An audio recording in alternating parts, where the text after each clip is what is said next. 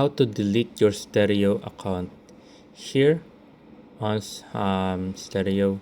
So here, to delete your stereo account, all you need to do is open up your stereo right here and head to your profile right here.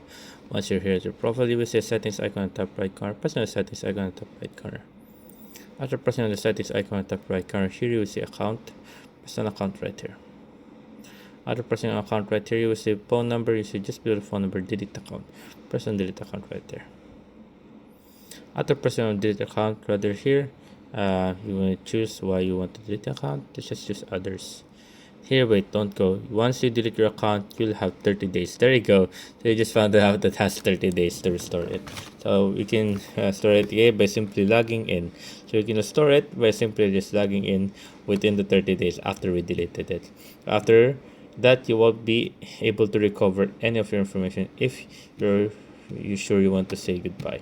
So once we deleted 30 days and we haven't returned within 30 days, our account will be deleted. So there you go, guys. And what if we deleted it? If we call this, if we deleted it within 30 days and we can recover it. So there you go. That's how easy it is, guys. So yeah, there you go, guys. I hope you guys enjoyed. If you have any questions or concerns, you can type it in the comment section below, guys. And then we're just gonna click on delete my account. There you go. Just delete my account. So there you go. As you can see right now, we have deleted our account here on stereo. Hope you guys enjoyed. If you have questions or concerns, you can type it in the comment section below, guys. Happy to answer as soon as possible in here on guide claims. And a quick tip for you guys when deleting your account right here, to recover it, just put in your mobile number again. As you see right now, because stereo is using mobile number, so you just enter in mobile number and then continue with your phone, and then it will send you a code. Then you just have to enter it. So there you go, guys. So yeah, there you go, guys.